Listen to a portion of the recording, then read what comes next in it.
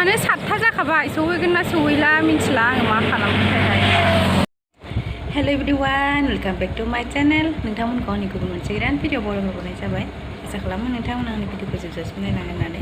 थ' भिडिअआ लोगोफोर, आं मैया एडिआरइनि एग्जाम हैनो थांनाया बेखौहायनो नोंथांमोनजों शेयार खालामनो नागिरदों। आं मा जादोंमोन, मा घटना जादोंमोन आरो एक्चुअलि लामायावहाय ओरैबायदि मोनसे बिराद गिदिर प्रब्लेम जाहैदों आरोना, मोनसे लामा ससेयावनो। बे टाइमाव आंसो मिन्थिगौ आरो आं मा साननानै दंमोन, माबायदि टेनसन जानानै थादों आरो आङो बे लामा ससेसिम सहैनानैहाय। थ' आं एथ' भिडिअखौ आङो थांनायावनो लास्लाबलांनो हाखायाखैमोन, मानो होनबा बिराद आथुर जादोंमोन आरो जोङो एबाराव एग्जामखौ स्ट्रिक्टसिन खालामगोन होननानैहाय जोङो 6:30आवनो एक्सुवेलि आङो 6टायावनो ओंखारलांनायनि बाथ्रा बुंदोंमोन, ओमफ्राय जों 6:30 जालांदों आरो सिखारनानै फिसाजोनि खिचरि आरि संबाय माबाय आरो जोंनोबो संना जालांबाय एसे मानो होनबा बेयाव 3 घन्टा गोजो सानसुलायहैयोना, जुदि नोङो फुङाव जानानै थांखायाबा उदै खालि बिदि सानसुलायजासेथ' आङो थानो हाखाया मालाबाबो। आरो आङो थाथ'नानैबो माबा मोनसे जानाय बेबायदि टाइम गैया, मानो होनबा फिसाजो उन्दै गालांदोंना, थांनानै माबा जायो एग्जाम गबाथाय आरो माबा न' फारसे फैफिनदोसो। बिनि थाखायनो आं एक्सुवेलि टिफिनावहाय माबा लांफादोंमोन आरो ब्रेड 2 लांफादोंमोन, केक 1 लांफादोंमोन, ओमफ्राय आं जानोनो टाइम मोनाखै। आथुर जानानै जोङो 6:30आवनो थांदोंमोन आरो एग्जामखौ स्ट्रिक्टसिन जागोन होननानै। ओंखायनो आं इन्ट्र' भिडिअ बिदि जेबो न'आव लालांनो हायाखै आरो डाइरेक्ट थांनाय माबाखौल' लामायाव मा जालांदों बेखौहाय शेयार खालामसै आरो शेयार खालामनो होननानै भिडिअ लालांबाय थादोंमोन आरो नायलांदोंमोन नोंथांमोनाबो मा जाहैदोंमोन जोङो लामा थांसै। टाइम गैला लोगोफोर, टाइम गैला। जि मामबार फिसाजोनो खिचरि संबाय, ओंखाम संना जाबाय, 6:30 जाबाय। मेंगुलायबाय आङो।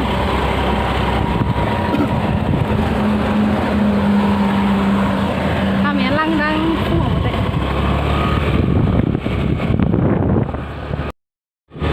मा लांदां नों मेन्देला? रुको जरा, सबर करो, बोला धक्का बुक्की नहीं करने का, आराम से लेने का। हाँ,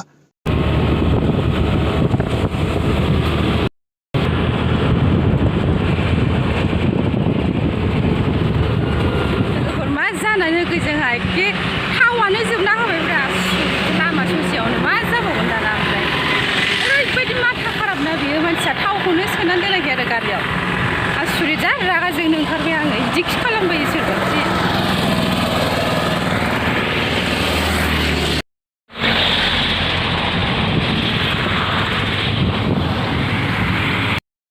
माबा फिरफिलि मोनदोंमोन आरो लामायावहाय मोनसे, बे फिरफिलिखौ लानानै फैसिगोन आरो आर्मि केम्प ना मा खाथियाव बै मोनसे बारनानै दङनो आरो इयावहाय थाव दिफुआव लायनो थांबाय आरो फिरफिलि लानानै, बथलबो दंखायो नालाय। दा बिसोर लानानै फैबासो थांनो हासिगोन। आङो नै लासिं मालायफ्रा थांजोब्बाय, आंहा गारि नेनाय बायदि स्कुटि लानानै थागासिनो। मानसिफ्रा आंखौ भिडिअ बानायनोसो थादों सानलाय लांसिगोन बेयो।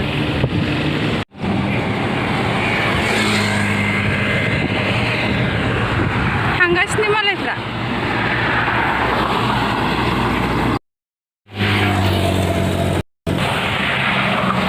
टाइमानो 7टा जाखाबाय, सहैगोन ना सहैला मिथिला आं मा खालामगोनथाय। 7:30आवनो सहैनांगौ, 7टा जाखाबाय। आरो बिनि सायाव नागिरहैबावनांगौसो, एक्जाक्टलि बे नवोदया स्कुलावथ' हाबहैफेराखै नालाय, नागिरहैबावनांगौसो। होमबा बेसे दिगदार नालाय। थाव दिफुखौनो गारनानै फैबाय जोङो, थावखौनो नायनो रोङा, थाव जोबगोनखौनो नायनो रोङा, थाव दिफुखौनो गारनानै फैबाय। दा लामा गेट जेरावसो जोबना होबाय दा। ओमफ्राय 15 मिनिटनि बारा जाहैबाय दाबो सौहैया।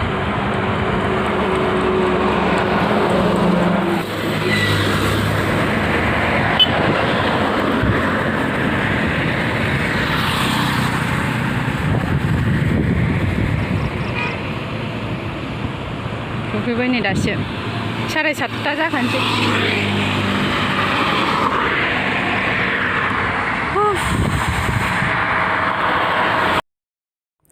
थावखौबो नै बथलाव एसेल' लाबोग्रोदों आरो लोगोफोर ओमफ्राय दाहाय दिपुआव सोलांनोसै होननानै एसेल' लाना फैग्रोबाय आरो बियो नङाबा बथलजों माने सोनायाव एसे दिगदारबो जायो नालाय ओंखायनो एसेल' लाना फैग्रोदोंनो ओमफ्राय माने मानो एसेल' लाबोदों होननानै आंजों रायजाबावबायसोमोन आरो हासबेन्डआ ओमफ्राय दा दिपुआव सोलांनोसै होननायखाय ओमफ्राय आङो जेबो बुङाखिसै आरो बेनिफ्राय जों नै स्टार्ट खालामफिनबाय आरो नै ओमफ्राय ससे फैनानै बे जि माबानिफ्राय बिसोर लाना थांदोंमोन थावखौ बेनिफ्राय बेयो दिपुआवनो सोहैफिनबाय आरो लोगोफोर बेनिफ्राय जोङो नै दाना बिराद स्पिडआव थांनोसै आरोखि एखे मोनहैया जाजानो गिनाया मेरला थांबावगासिनोमोन आरो बे टाइमावबो मानसिफोरा एग्जाम सेन्टारसो माने बयबो टाइम होसोनानै थांगासिनोमोन एफाग्राब माने स्ट्रिक्टबाबो चेकिं खालामनायफ्राव स्ट्रिक्ट जादोंबाबो माने बे टाइमफ्राव बिदिनो लामा गोजान गोजान थांनाय खोथाना बिदिनो सोरबा सोरबा एसे लेट जालाङो आरो गथ' गथाय गोनांफ्राथ' एसेबाबो लेट जाखायोना अब्लाबो बिदि हाबनो होलायि मालायि बिदि नुवाखै आरो आङो जोंनि एग्जाम सेन्टाराव बेबायदि हाबनो होयि एग्जाम होनो मोनि बेबायदि जानाय नुवाखै मिन्थियाखै आरो आङो लोगोफोर ओरैनोथ' जोंथ' टाइमावनो सौहैदों आरो सौहैनायालाय थाब सौहैदों 8टा साराय 8टासोआव सौहैदोंदां सरि 8टासोआवनो सौहैदों खोमा जोङो आं सानदोंमोनखि बिराद गोजान बायदि मोनदोंमोन आरो आङो सिगाङावथ' आंनिया बेंटलावमोन नालाय बेंटला माने अनेक गोजानसिन आरो बे रनसायथामजों डिफारेन्सआव बेयो अनेक गोजानसिन जायो आरो बेंटल कलेजाहाय बेखौ नायनानै आं सानदोंमोन आरो आं बिदिनो थांफेराखैनो नालाय बिनि माबाखौ जायगाखौ मिन्थियानो आङो डिसटेन्सखौ मिन्थियानो जेबो बेसेबां मा आं सानदोंखि एखे क'क्राझार नांहैलायनो नागिरनाय बेबायदि बिराद गोजानथार बायदि मोन्दोंमोन आरो आङो लामायाबो मोजां गोजामोन नालाय लोगोफोर ओंखायनो थाब सौहैदों आरो नै लामाया बिराद क्लियार साफा माने गामि सिंनि लामा नालाय ओमफ्राय गाज्रि नङामोन आरो जेनेबा बायला बुयला बेफोरबायदि नङामोन बै बेंटलथिं थांनायनियासो एसे गाज्रिबावमोन आरो लामायाहाय बारा गोजान गैलानोमोन आरो लोगोफोरनो ओमफ्राय आं दानो मोनगोन माने बे टाइमाव बेसेबां मोननाय टाइमाव आं दानो मोनसिगोन होननानै जेबो आइडिया गैयामोन आरो लोगोफोर ओमफ्राय हथातखे मोनबायना ओमफ्राय गारिनिफ्राय ओंखारनाय लोगो लोगो आङो लाइनाव थाहैबाय भिडिअ आरि लानाय जायाखिसै आरो आङो लोगोफोर भिडिअ लानो मोनाखिसै आरो एग्जामनिफ्राय ओंखारनानै आं ससे लादों आरो आं हासबेन्डखौ खेबनो थिनदोंमोन आरो ओमफ्राय बियो खेबाखिसै आरो बिदि भिडिअ बानायाखिसै ओमफ्राय आङो लास्टावहाय जेब्ला आं एग्जामनिफ्राय माने लिरखांनानै ओंखारो होनबा इसदों आरो ओमफ्राय होनबाबो बै जा स्कुलनि बा मेन गेट बेखौ दिन्थिनाय जायासै आरो आं एसे आवगायथिं फैखाबायमोन ना एसे लाजिलायलाङोबोना आरो मानसिफ्रा लिरखांबाय आयु